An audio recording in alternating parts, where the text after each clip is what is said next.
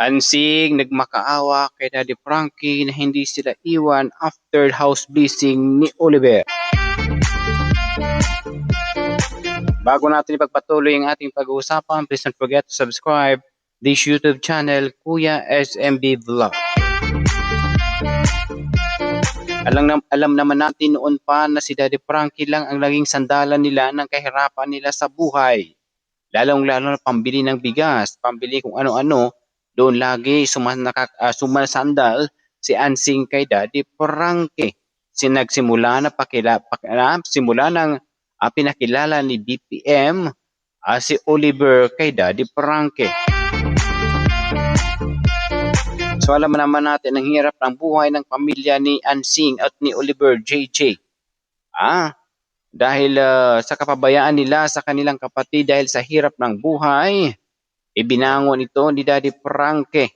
At hanggang ngayon nakabangon na ito at dahan-dahan naka-recover si Oliver punto por punto. Nag-request si Ansing kay Daddy Frankie after house blessing, nagmakaawa na sana huwag silang talikuran, urada. Anong masasabi niyo dun mga ka-Daddy Frankie? Na alam naman natin noon kung anong mga ginagawa ni Ansing kay Daddy Frankie. Sabi nga inuuto-uto lang ni Ansing si Daddy Frankie. Na masunod lang ang kagustuhan ni Ansing at makahingi ito kung ano-ano kay Daddy Frankie. Na yun ang naging dahilan kung bakit maraming galit kay Ansing. Ngayon na siyempre maraming tinutulungan si Daddy Frankie, nagmakaawa na to si Ansing na wag tuluyan layuan ni Daddy Frankie si Oliver. Wag sana hindi lang gamot, hindi lang follow-up check-up ang susuportahan ni Daddy Frankie, pati rin pagkain ni Oliver dahil nahihirapan sila sa buhay.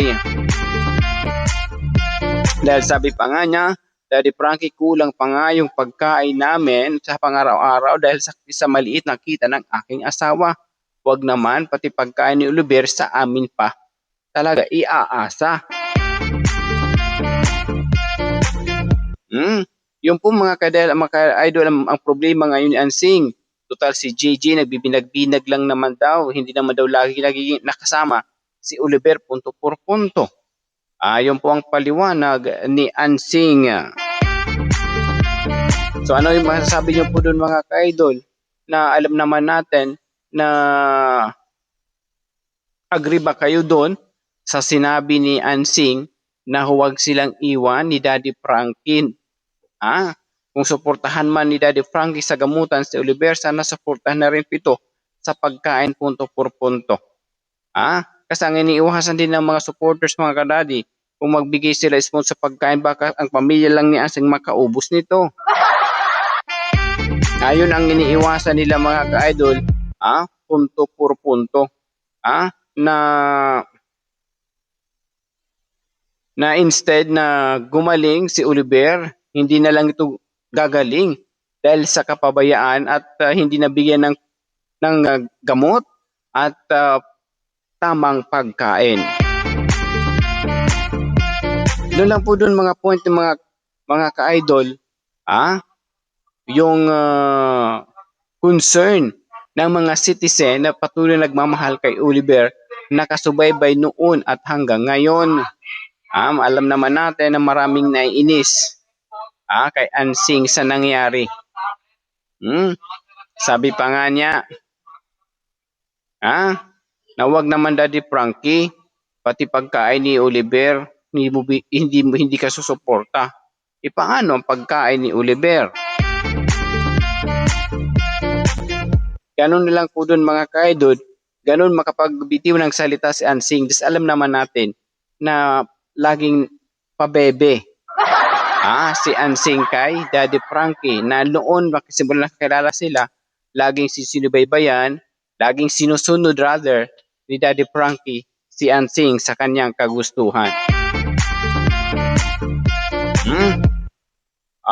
Alam naman natin na first nabigay ni Daddy Frankie kay Ansing 10,000 ata yun para sa yero, kanilang bubong. Ay naku mga ka-Daddy Frankie, nasanay si Ansing na pinakita ni Daddy Frankie na nagbigay agad ng cash 10,000 pesos para sa Yero. Yung po mga ka-idol, ang mga inano kasi parang sabi pa nga ng karamihan, ay naku Ansing, sinasamantala mo naman yung kabaitan ni Daddy Frankie. Bakit hindi mo ba kaya? Magtulungan kayong magkakapatid para matugunan ang pangangailangan ni Oliver, hindi yung iaasa lahat na lang kay Daddy Frankie. Marami si Daddy Frankie tinutulungan, hindi lang po si Oliver. Swerte nga na nabigyan si Oliver ng bahay ni Daddy Frankie. Sabi naman ng karamihan, tama lang din naman bigyan si Oliver ng pabahay ni Daddy Frankie. Dahil simulat sa pool hanggang ngayon, siguro malaki ng kita ni Daddy Frankie sa kabibidyo kay Oliver. Yun lang po ang concern ng karamihan mga Daddy Frankie. Na sana nabigyan ng oras at panahon na matugunan ni Daddy Frankie ang kagustuhan ng karamihan. But ito ngayon, natupad na po, mayroong accomplishment project si Daddy Frankie kay Oliver. Ito yun na nga yung housing, yung pabahay. So alam naman natin na bago ito, before blessings, nakita natin sa kanyang premiere na maraming gamit ng mga mamahalin, antique. Na marami din nagalit doon, baka daw nakawin ni Ansing. Baka daw pagsamantalahan ni Ansing, habang sila'y natutulog, kunin ni Ansing at ilagay sa bahay nito. Yun lang po dun mga ka-idol, yung point ni Kuya SMB. Kasi marami po ang nagdududa kay Ansing, lalong-lalo na nang hanggang sa ngayon, hindi pa napipirmahan ang kontrata na ginawa ng attorney. Na baka balang araw, kung talagang pabayaan na ni Daddy Frankie si Oliver, baka tuluyan ng nakawin at kunin ang mga gamit at ilipat sa kanila punto por punto. Ganun lang po doon yung point ng karamihan ng mga sponsor, mga supporters ni Daddy Frankie, lalong-lalo sa mga nagmamahal kay Oliver. Maraming naawa kay Ansing dahil po sa nangyari nga, nakaganapan ng mga nakaraang araw, excuse me, na grabe yung banata nila ni Inday Okray na maraming naawa kay Ansing. Doon siya unang nakareceive. Direct talaga sa mga sponsor. Pero nung mga nakaraang taon yung mga naibigay ni Daddy Frankie mula kay Oliver. Sa tulong ni Oliver. Ang tanong ng karamihan, may pira pa kaya si Oliver? Naiwan, punto por punto. Ang sabi nga ng karamihan, kung may pera man lang daw si Oliver sa kanyang bank account, o kung mayroon man, huwag nang sabihin kay Ansing para si Ansing tumahimik na. At hindi umasa. So alam naman natin, noong nakaraan na nalaman ni Ansing na nagkaroon ng pera, mayroon ng pera si Daddy Frankie sa kamay ni Daddy Frankie dahil sa mga sponsor, hindi tumigil si Ansing kapag hindi niya makuha nito punto por punto. Sa kalaunan mga ka-idol, ibabalik lang natin, kahit pa paano, nakakuha pa rin ng 20 mil na malaom-laom. Ganun lang po dun mga ka-idol, yung nangyari po na grabe yung naranasan, grabe yung pagsubok ang dinaanan ni Oliver, pero ang mga kapatid ay walang pakialam. Deadma.